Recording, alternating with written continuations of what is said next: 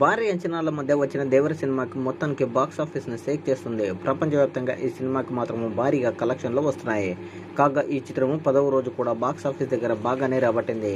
మరి ఏపీ మరియు తెలంగాణలో దేవర సినిమాకి 10 రోజుల కలెక్షన్లు మొత్తానికి గమనిస్తే నైజాం ఏరియాలో 44 లక్షలు, సీడెడ్లో 24 లక్షలు, వైజాగ్లో 12 లక్షలు, ఈస్ట్ గోదావరిలో 7 లక్షలు, వెస్ట్ గోదావరి 5 లక్షలు, గుంటూరులో 9 లక్షలు, కృష్ణాలో 6 లక్షలు, నెల్లూరులో 4.5 లక్షలు.